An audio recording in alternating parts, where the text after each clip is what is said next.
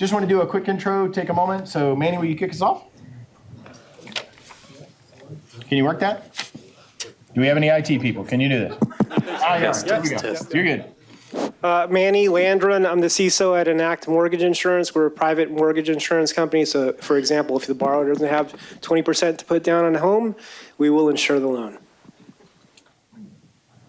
Sweet, sir. Pierre Moalem, I'm the CISO at Delinea. We are an identity security company, and glad to be here.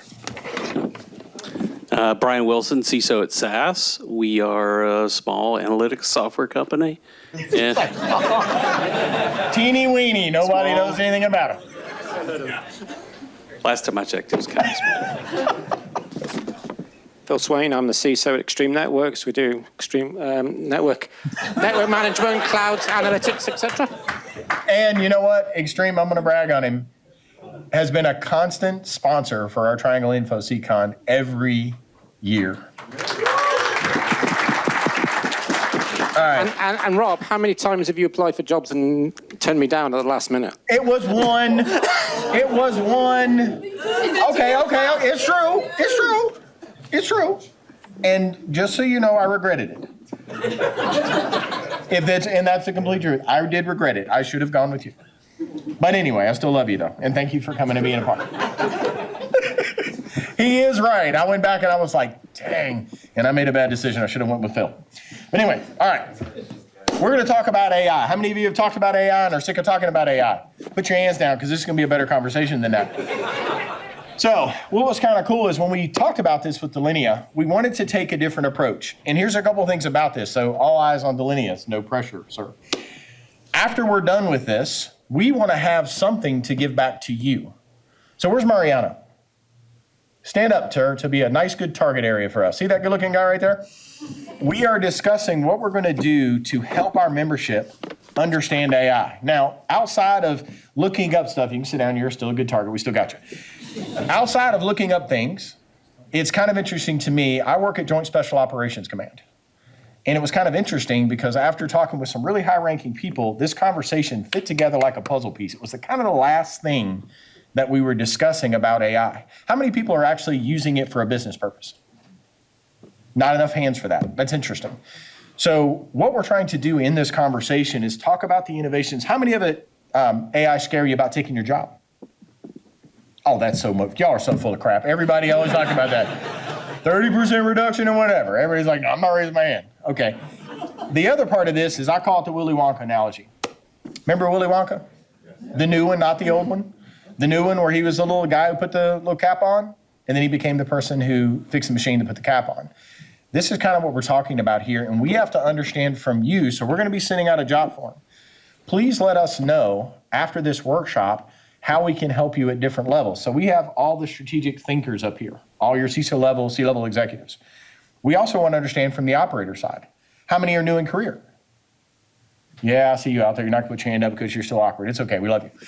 We want to have classes for you too. So as an example, if you're not using a language model that you can bring into your environment and take a bunch of documents and do comparisons with them, you're probably not doing a good job and you're wasting a lot of time that you could be doing something else. So we've really got to learn this. So we're going to kick this out with questions that we kind of talked about, but we want to make sure this is audience driven as well. So we're going to start, any of the panel members here, it's kind of two pieces. So how are you striking the right balance between enabling AI-driven innovation and maintaining appropriate risk governance? And when we talk about this, we got a lot of things to unpack here. We got identity and access management, right? We got to understand what this thing is doing. And if AI is kicking out something, how do you know it's right? How do you know it's scalable? So any of the panel members, anybody want to take the first softball? Pierre's going, all right, go.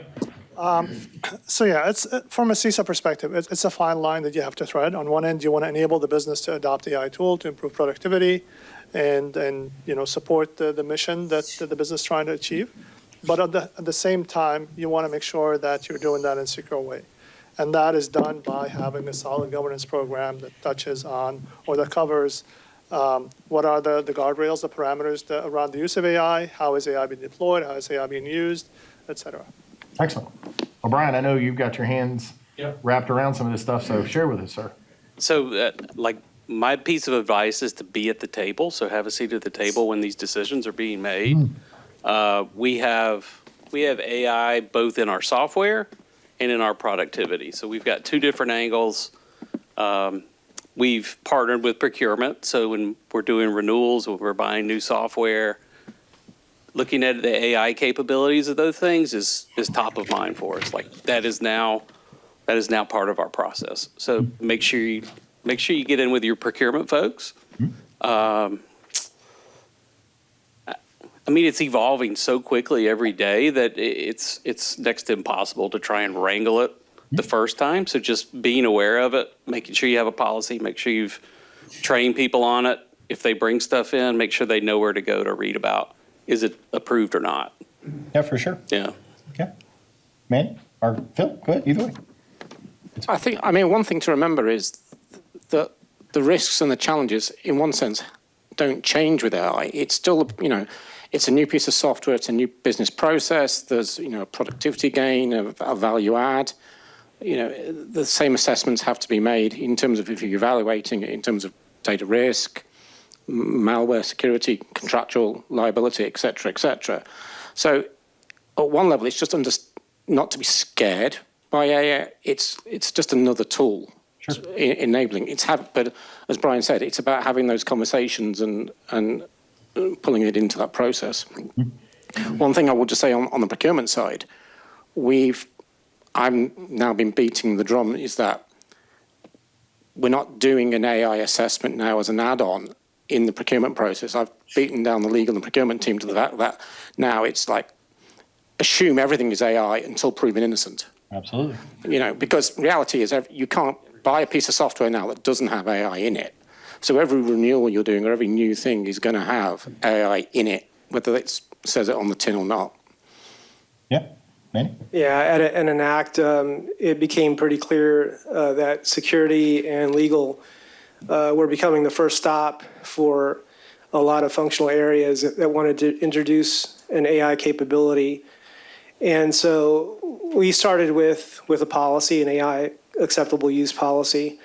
And it's a bifurcated policy, one primarily focused on end user productivity, but then that also focuses on introducing AI for improving or enhancing business capability or a process of some sort. And so that certainly opened up the Pandora's box. And we started getting more and more requests. At that point, we felt it organizationally necessary to stand up a cross-functional group that included security and legal, but also functional area representatives, IT representatives, that all got together to essentially filter or evaluate each of the AI initiatives that folks proposed, and we're focused on evaluating not just the security and privacy aspects, but also the business justification, right, and the strategic approach that the organization or the functional area was taking with that initiative, and then from there, handing it off to the architecture risk committee to evaluate the technical aspects of the solution. Yeah, I think it's a good point to mention the risk piece. So we have a board very similar to what you have set up. And since we are developing software, we want to move fast. And moving fast and looking at new technology that's changing every day is really difficult. So have the risk conversation. It shouldn't be security signing off on, you can't do that. It should be the business saying, we have to do this because we're trying to innovate. And it's a risk we're going to take. So, yeah, in the acceptance of that, so being in the same sort of business, we have an adoption process. If it's an application or whatever we're bringing forward, we always talk about this. Some of the questions that I always would ask them is, why do you need this? What is the business going to do? And then more importantly is, are you going to use it effectively? How many of you have had tools that you've gotten in your business and you only know about 20% of it? That's every damn body in this room, so shut up, I know you too. Because I would get them and they give you like a week of training. They're like, here's this $1 billion tool, go out and have fun. And you're like, yay. You're not sure how to use it. You're not sure of all of its capabilities and you're not using it as effectively as you can. So the business has to drive it, and then security has to get up behind it and say, okay, where are our guardrails around this? And I can tell you, CISOs and are talking to legal right now about these concerns. Because remember something too, these models, this AI, it takes a lot of compute power. So you're buying or either leasing new compute. And this compute is billions of dollars that they're setting up in data centers. In these data centers, you're going to see the heat signature on these things because they're going to be a lot warmer than most places. So you're not just slapping this in a data center. In fact, there's big efforts right now coming in, putting new coolers in. So they're tapping into the water and they're water cooling these things because they're running so hot. So there's a big procurement piece. The other is being able to use the tool effectively and what you're pointing it at. So what data is it pulling? How is it being used? And then who has accessibility to that? And I'll still say the same tenets that we talk about regularly. We're going to really dive into this. But identity and access management is vital for this, not only for us as human beings, but all these various agents, service accounts, or whatever will have an identity that will be going in and using and passing this information around. So it's a big piece of this. And I know we've kind of talked about adoption. I don't think we're going to stifle it. It's coming. The train's already left. It's on its way. The question is how we're going to use it and how effective we're going to be with that. So for the panel, as AI-enabled tools continue to grow, browsers, extensions, agents, cloud, privately hosted, anybody privately hosting? My hand's up. Anybody privately hosting? No. Okay.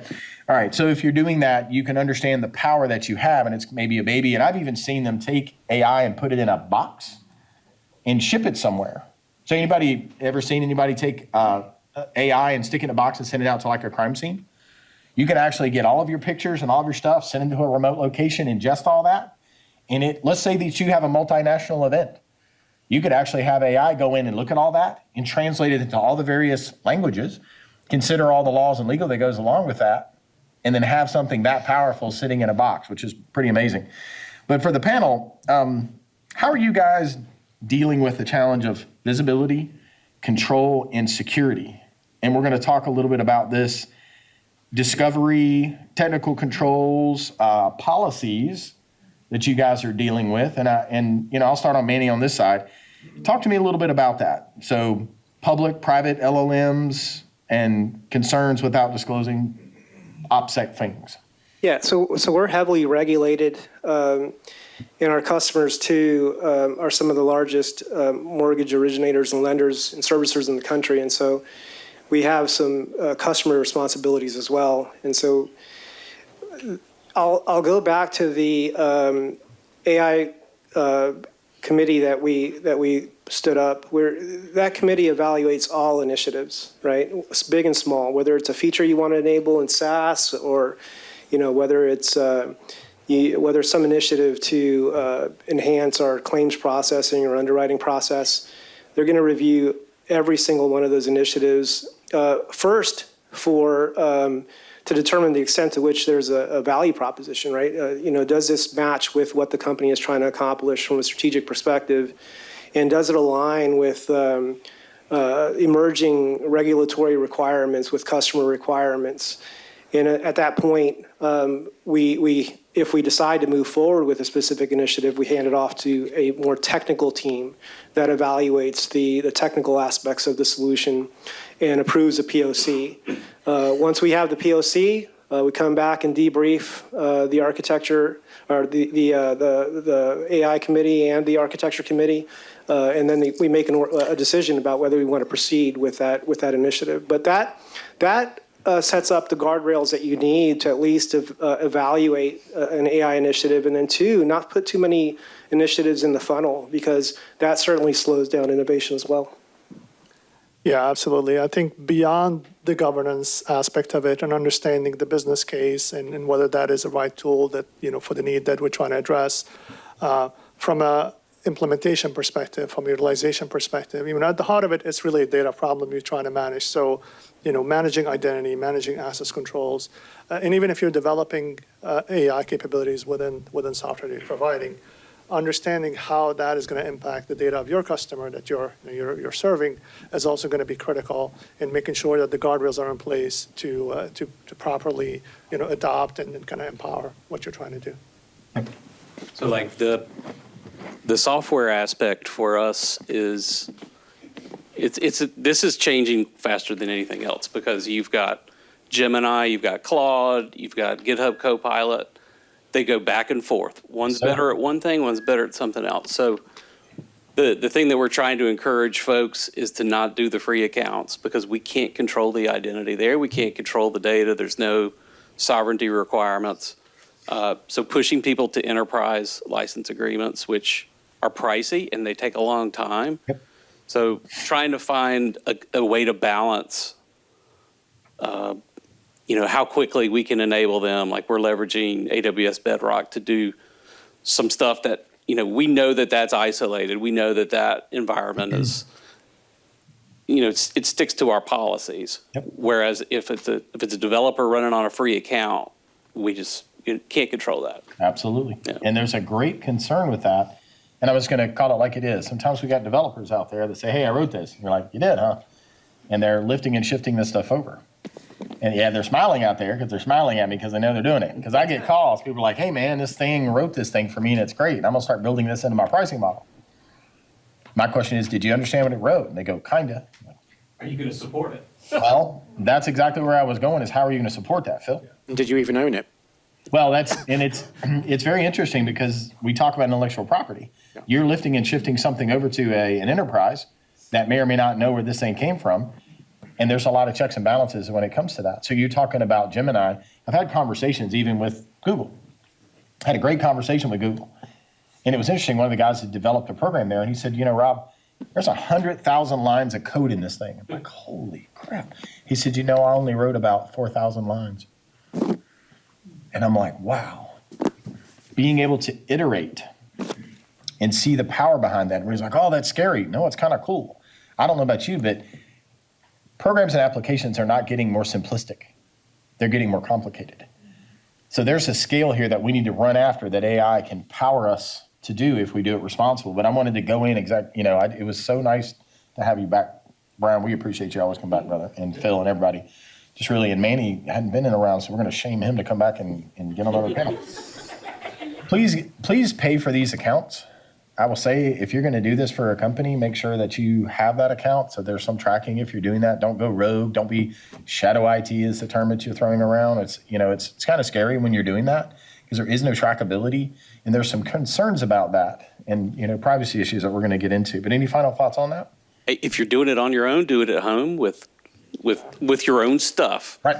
I mean, that's what I do. Like, I'm doing the same thing, and I don't want to do it with our intellectual property. I do it with the other stuff I'm developing. Yeah, and you can test out the models. I've seen news things where something will happen in the world, and you can test out and ask them what happened, almost near real time. And sometimes one will know and one won't know.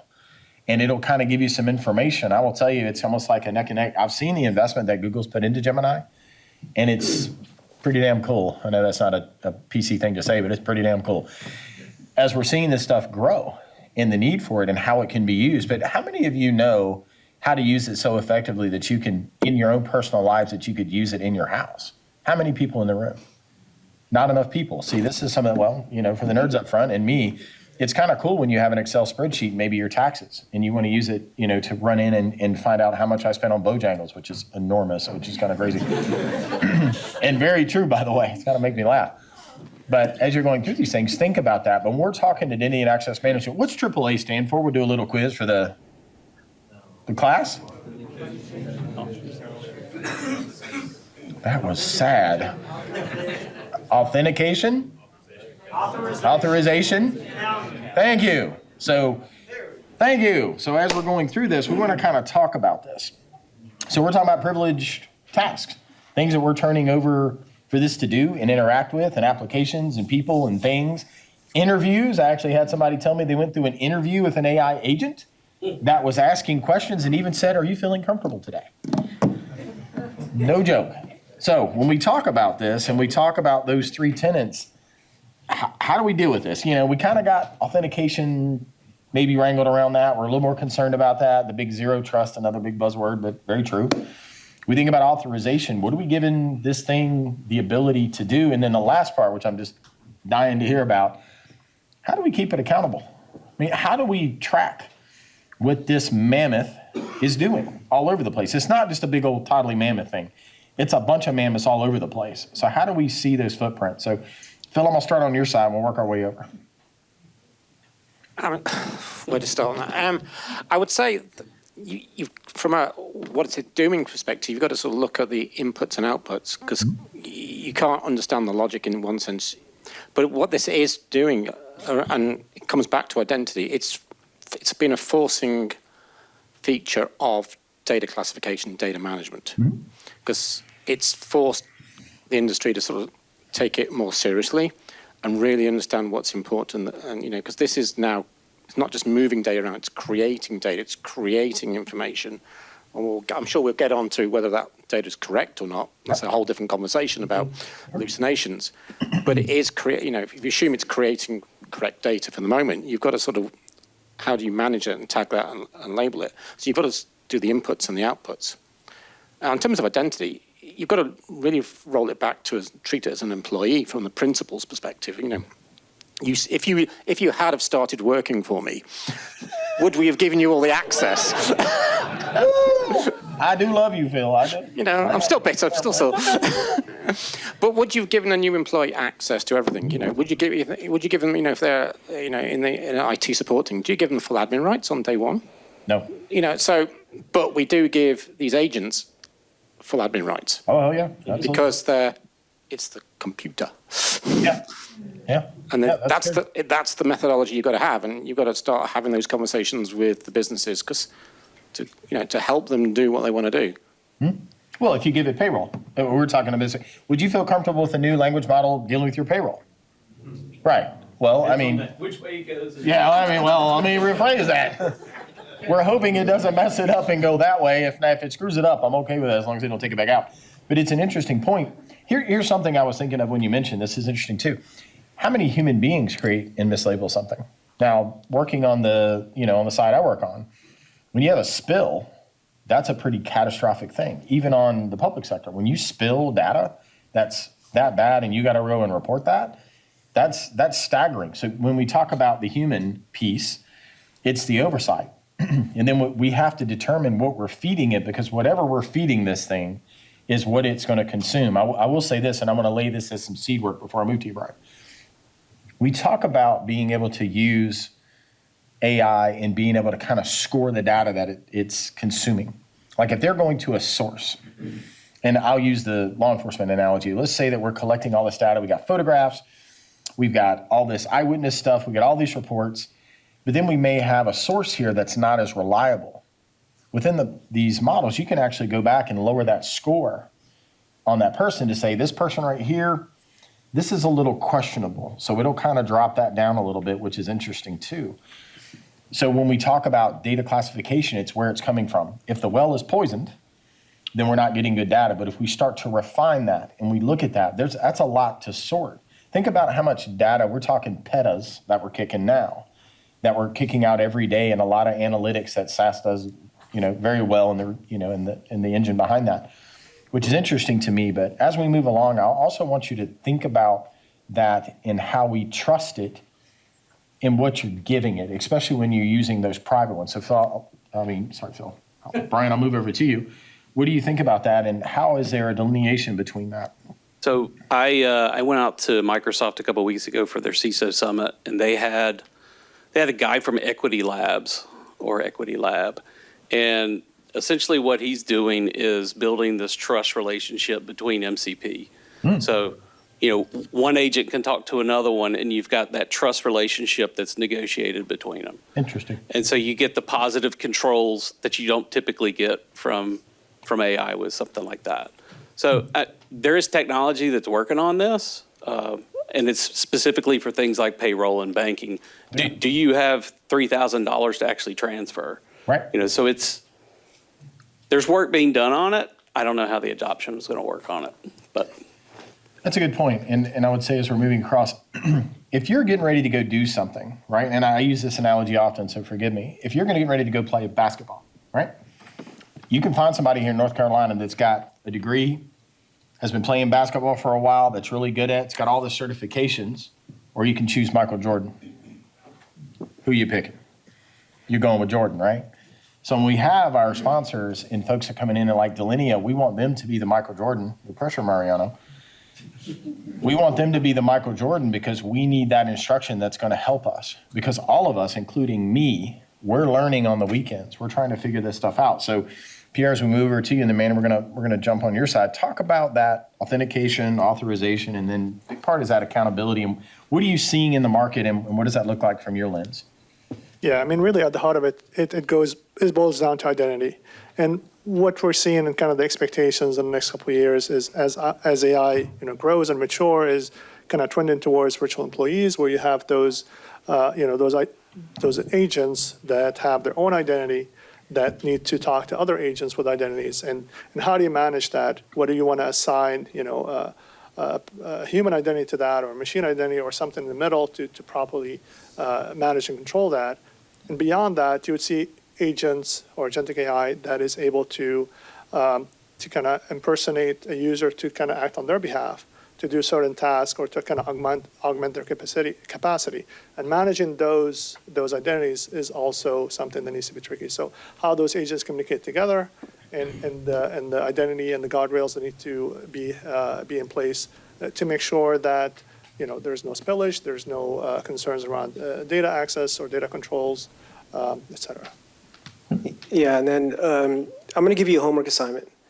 So if you haven't read the Amazon cease and desist letter that Amazon issued or sent to Perplexity this week, please do.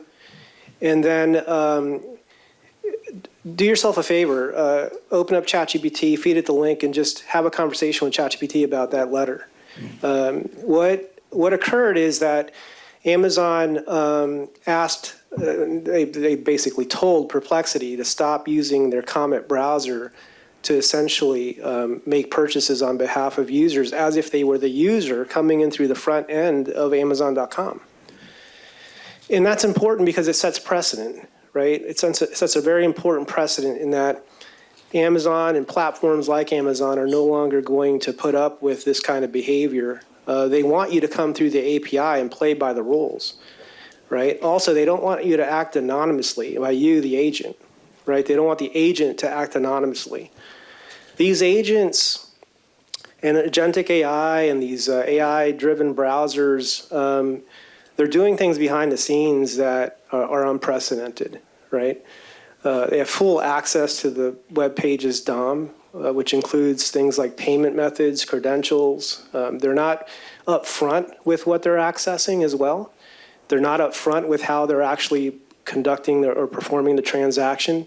So to answer the question more specifically, in the future, these agents are going to have to be limited in terms of privileges, right? So least privilege access, time-bound and purpose-bound access, meaning that the access should be ephemeral, right? And just in time, right? So that you're not provisioning those permissions on a full-time basis to that agent. And then, of course, some monitoring in place. I think an area that will evolve is the user behavior analytics, right? To monitor these agents and understand what normal looks like, and then ultimately figure out what abnormal looks like and respond to it. I want to ask the audience, so this is important to me. How many times have you been to a talk where you're kind of half in and half out? Don't lie, I know it's you. I'm up here and I'm staring at you. You know what's interesting about this?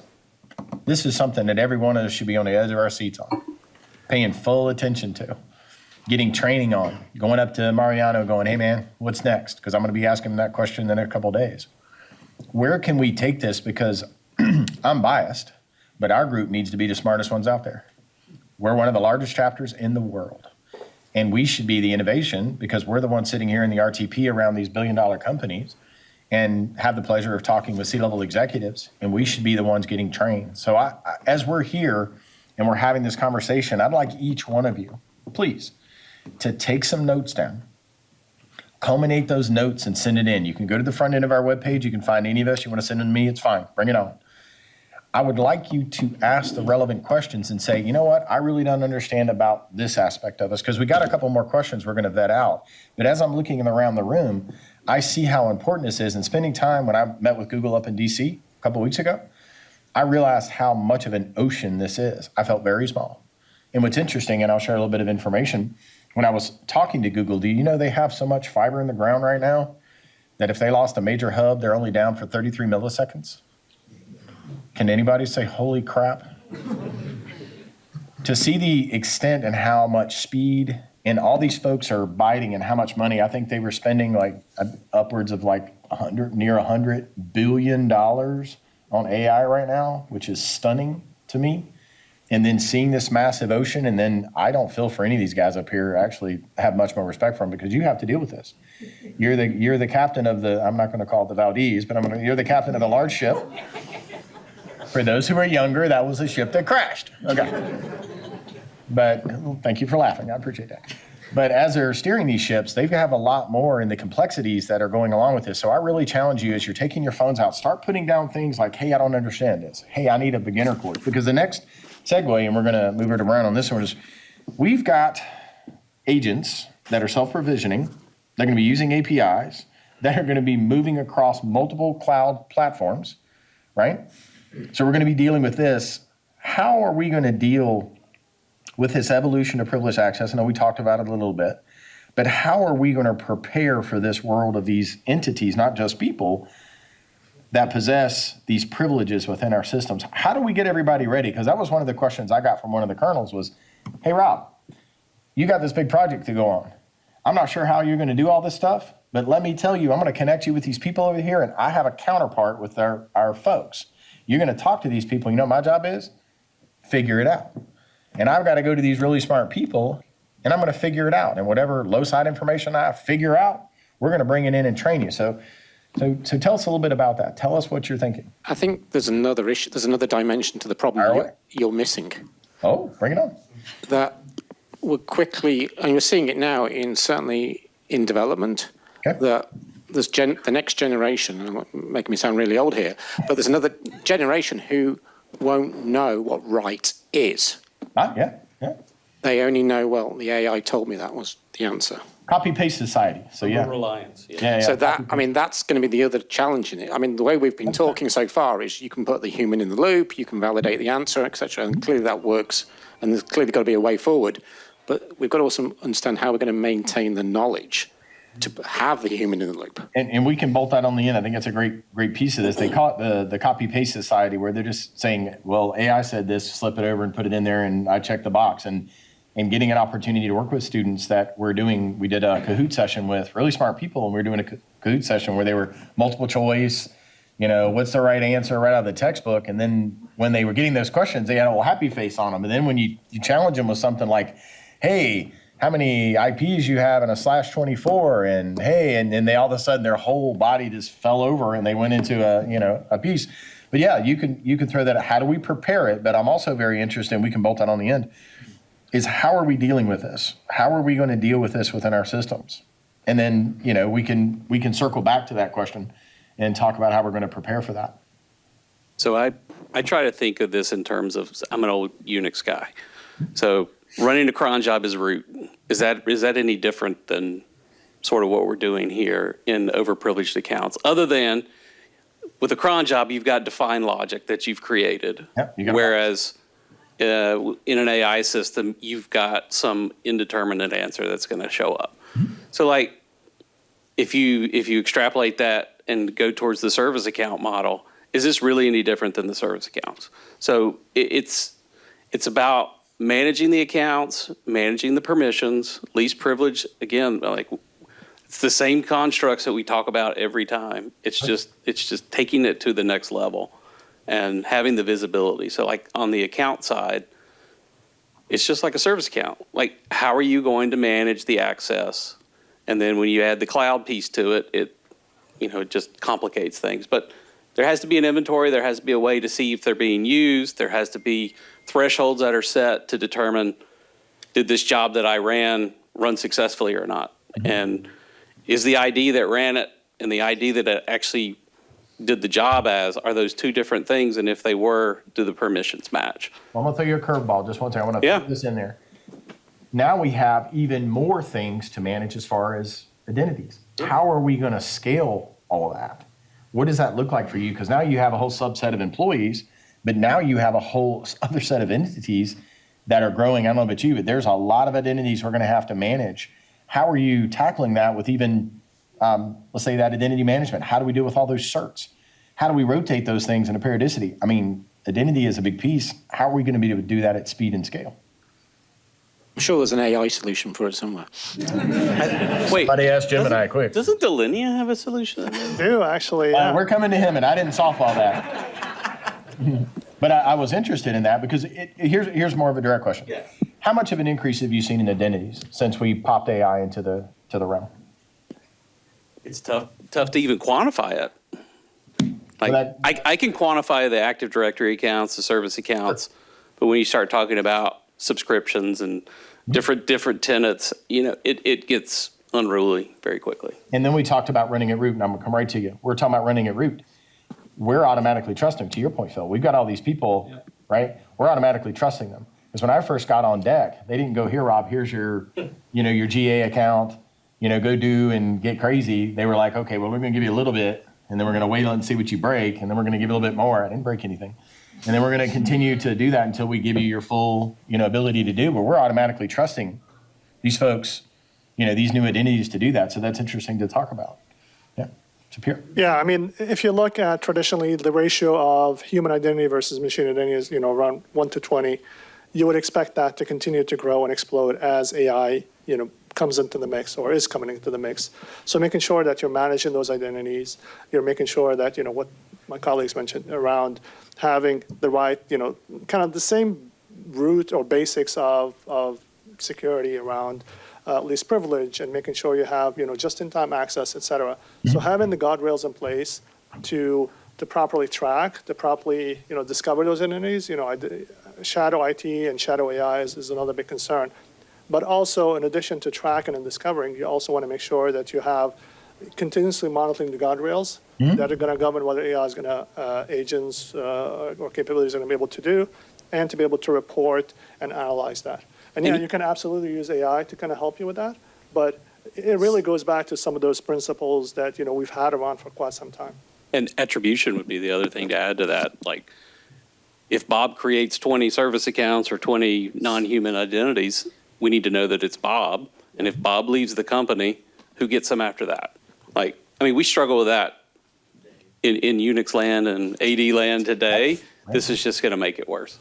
Yeah, and that evolution continues to cycle. And we see this all the time. Like, you see somebody that's been gone for a year, somehow or another, they're the only person with that account, and now we can't do anything, and we're stuck. Now we've got all of these things doing that. How do we manage that? It's an ocean. It comes back to, sorry, mate, it just comes back to Brian's first comment. You need to have a seat at the table to understand the business process that's ultimately driving this. What are the businesses, what's your organization trying to do? What's the thought pattern in that? Yeah, and the RACI chart. Yeah. What's the RACI chart? You throw AI in that RACI chart because they need a seat at the table too, because they have to have that same RACI chart, and you're popping some more identities in there, which is interesting to me because when I take on projects, rarely do we get RACI charts. And I stepped in and going, well, who's responsible? I don't know. Well, who's accountable? Me, probably. The guy that left 2 years ago. Yeah, the guy left 2 years ago. But it's interesting because these are the things that we're excited to hear about, as we're having these conversations. I'll pass it over to you, Annie, is these identities we got to throw in there. Yeah, I think somebody mentioned the framework, authentication, authorization, accounting earlier. That's actually a great framework to evaluate these identities, right? When you're authenticating, what are you doing? You're using a user ID, a password, sometimes a token like an API key, sometimes strong authentication like multi-factor authentication, right? And so when you're evaluating these agents, they're going to need the same credentials, right, to access another application, another service through an API potentially. And preferably not anonymously. That's what Amazon's issue was with Perplexity's comment browser. It was doing it anonymously, and it wasn't declaring itself. Anybody familiar with the concept of a user agent in a web browser? Right? With a lot of bots and crawlers, you can tell what bot or crawler it is because it's got a user agent that tells you what kind of bot or crawler it is. Perplexity's not doing that. They're making Amazon think that they're you or me, right? Then from a authorization perspective, I mentioned it earlier, provisioning those permissions and only the permissions it needs to conduct those tasks on a just-in-time basis ephemerally, meaning it's not holding on to those permissions after it's done conducting that task. That's a fundamental difference between a cron job, right? And some of these agents. Unless you have Delinea. Unless, and of course, you have you're Delinea. using Yeah. Delinea to do your cron Yeah. job authorizations. Yeah, and we're not even. Not that I would know. We haven't even started talking about privileged access, right? Like a cron job, right? So it's one thing to give an agent standard user access to do some activity, right? Some transaction, right? Even if it's a multi-system or multi-app transaction. It's another thing to provision it with a privileged account to do something privileged like a cron job. And then the last thing is accounting, right? Having some degree of auditability, right? Understanding what it's doing and when it's doing it, right? And then ultimately being able to hold it accountable for its activities as well. I got a curveball question. We like curveball questions. How many new roles are you creating now for with the onslaught of AI? That's an interesting question because everybody's like, well, we're kind of, yeah, they're like, eh. It's interesting because I'm seeing a lot of Stephen Lorenz. Where's he at? He's drinking beer probably. All right, he's outside. All right, so there's it's interesting because we're seeing a lot of certifications around responsibility and things that we have a lot of concern about that and the security that we're wrapping around these things that are kind of coming, I wouldn't say after the fact, it's kind of an afterthought, but we've got the oversight on that. I would be interested to see the new evolution of positions that we either need to evolve to or that will be created with these new roles and concerns that we have with AI. And they're going to be roles that you really have to understand this, hint, nod, wink, that we need to get tighter about and understand and get these classes because everybody's like, oh, I got the thing to do. I got to go home and watch the thing. I was like, you know what you need to do? You need to turn your butt around. You need to come right back in here and you need to do these trainings. And just a free plug as we're talking about this, and I'll quote Laura Rogers, who I love to pieces. Sometimes when you build training, especially with students, we'll run things and we'll bribe them with everything that we can and they won't show up. But then we get the amazing question, why can't I find a job? I know, you're good though, you're good. So as we're talking about this, I'm interested because that was one of the things that kind of popped up. And as we're transitioning to our next question, we're looking at this to Delinea and you to help us with this because there may be new roles that you need to come in with your line of sight globally and say, hey, we need to create this role of whatever title we're going to give it. This is some oversight that you need. And what does that path look like? How many of you know the security path when it comes to AI? Exactly. Right. Well, don't you raise your hand. I'll come back here and clobber you. It's hard because you're trying to figure out how do you wrap your arms around this equator, this mammoth, this thing. And when we're talking about these questions, these are only 5 or 6 questions that we kind of glance the top of this. But think about the roles that you're going to have to fulfill and deal with because I don't know how we're going to get a hold of this. Now, I will say this, and this is not a plug, it's the truth. Bring in smart people to do this. Bring in the people that are trusted or folks that we know that are maybe using them or, some new technology. Let's use that and harness that because they've kind of broken the path through or used a particular vendor or talked to someone that, is good to work with. And many of these people have known. Marianne, how long have we known each other? Good while. These are people that we trust that know that they're going to get us down the right path. This is important as we're going through it.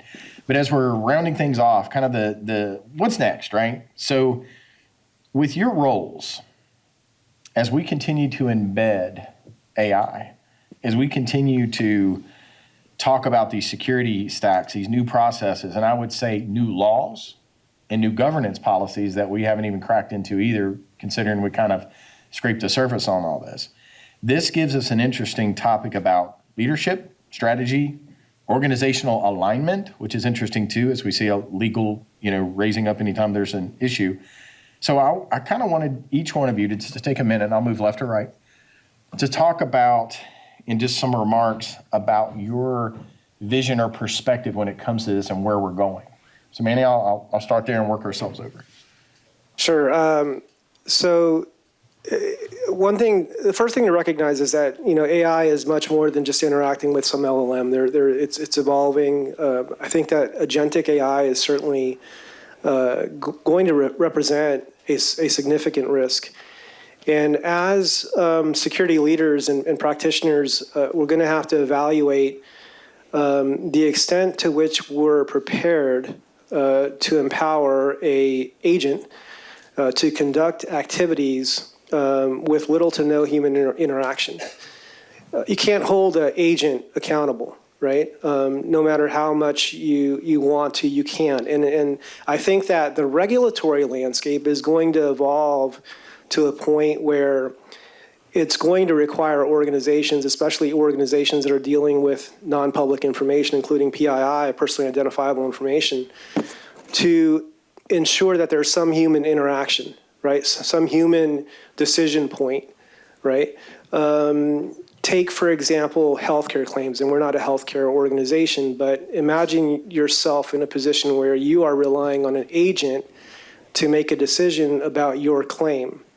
It's really easy for easy claims, right? But not so much for really complicated claims. And so organizations like healthcare organizations are going to be in a position where they have to inject a human into the loop to make that final determination, allowing the agent to maybe collect all of the information that it needs, that the human needs to make that decision, right? And so I think the future can be bright, right? As long as we recognize the risk and the threat associated with these use cases and we deal with them accordingly. Good. Hello? Yeah, I mean, I think AI is really a game changer, just like, cloud was when it first started. So my recommendation is really do not resist, embrace, just know what how to go about it, doing that in a secure way. I think, AI is here to stay. We just need to make sure that we understand the risk and we are part of the conversation, or making sure that sometimes we need to bring people together to have the conversation around AI, around the risk, around what are the challenges in adoption and what are the potential benefits. The one thing I want to kind of close on, and this is my opinion, I don't think we also have seen the true cost of AI. I think we're still in that growth phase where companies are just chasing the adoption. It's kind of like when you look at Uber when it first started, or Grubhub, or one of those many companies.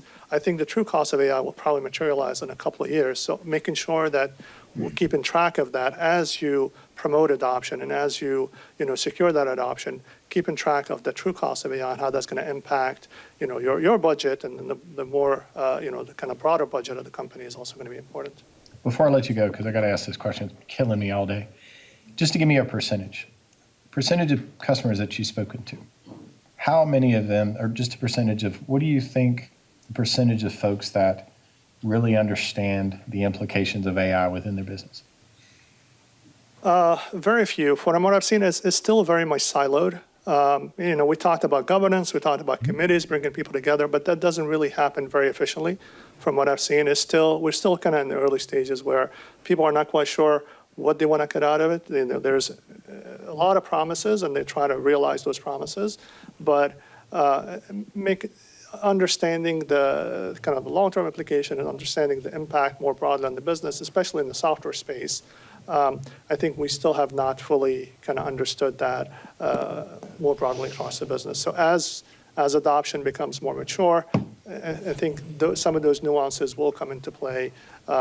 And at the heart of it is going to be how we're going to secure all of that, how we're going to enable the business, how we're going to make sure that we are adhering to the guardrails that we've established as an organization through the governance boards that we mentioned earlier. And I appreciate that, because I think as everyone's sitting out here in the audience, as we're getting towards the end, is we have a lot of opportunity out here. It's still a baby. It's still at this part. We can still play we can still write part of the music, a little piece of ours, our little song, if we will. And I think it's a great opportunity for us, because we can discover through our leaders here, where are those opportunities, what do those new roles look like? And then the last piece of this, which is the heart of where we are, is what kind of training do we need to bring?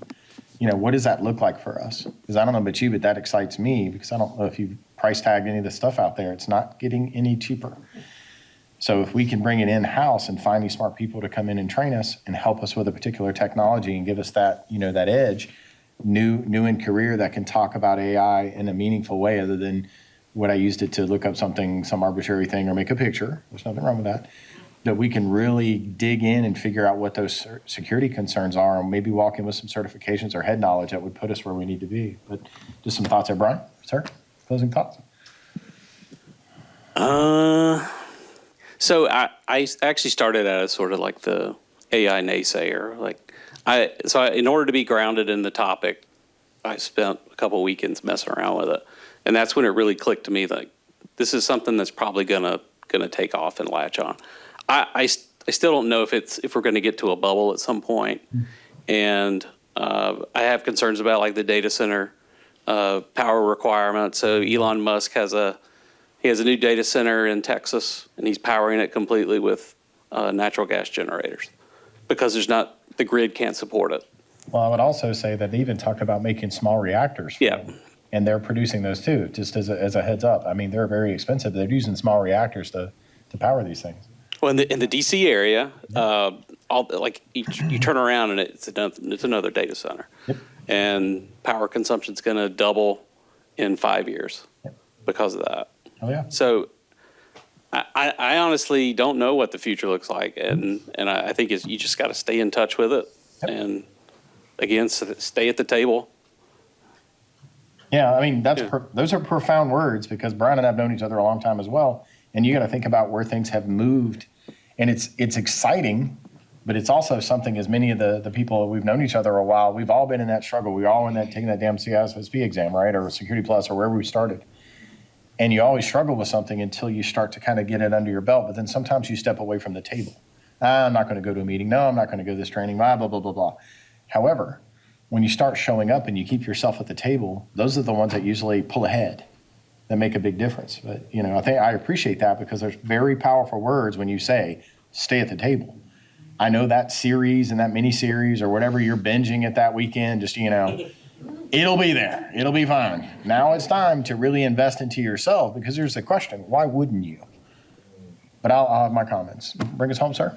No, I mean, absolutely, second, third, the comments we've had about in terms of the risks and in the complexities of identity management, understanding the data, we absolutely need to stay at the table.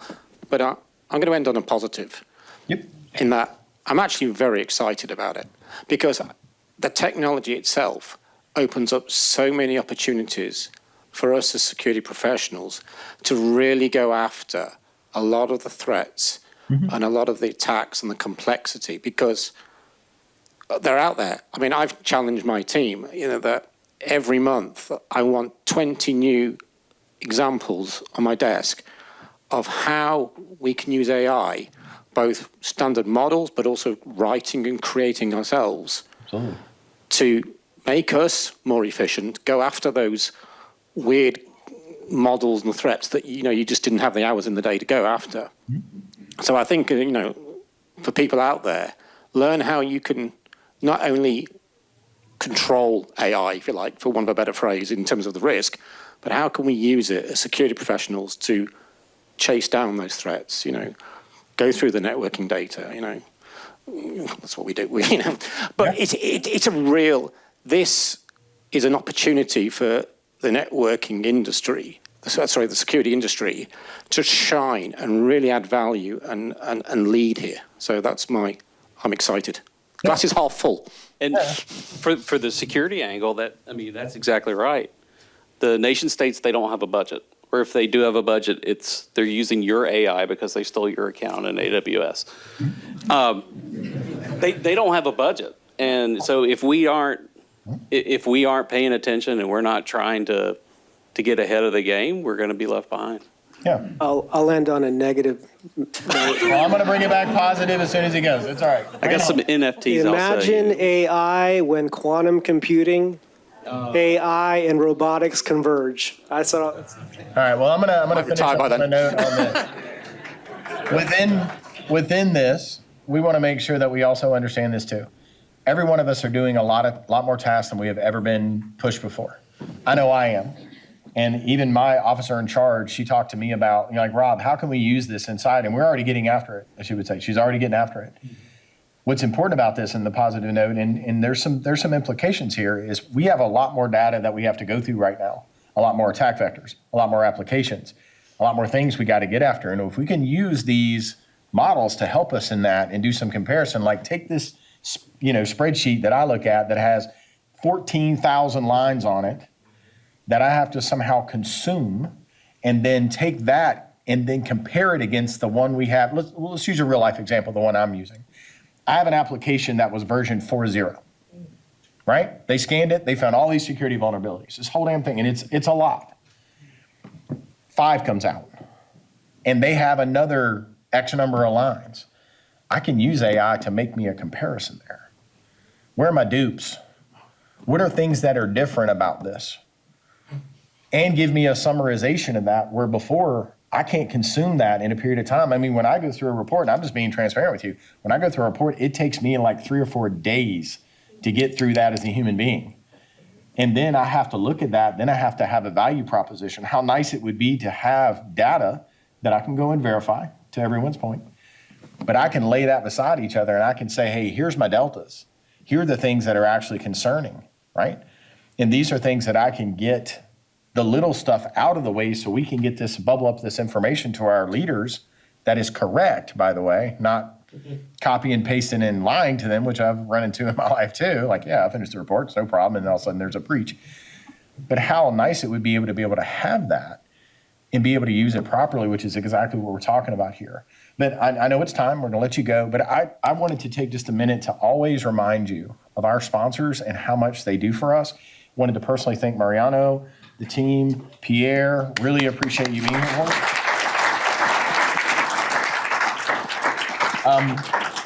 I know the team will be up here. I still challenge you, and you better have it. I'd like to see what you're looking forward to when it comes to training, and then what we're going to do is we're going to spend probably the next week or so before the holidays kick, and we're going to talk about where we're going to take this. So every time we have a presentation, we want to know what's next for us.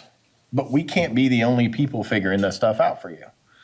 We would like to know where you would like to go, and then how we can marry this in. Of course, we're going to have some guardrails, right? But how do we turn this into entry-level stuff for up and coming? How do we turn this into the operators that we can really get some value out of this?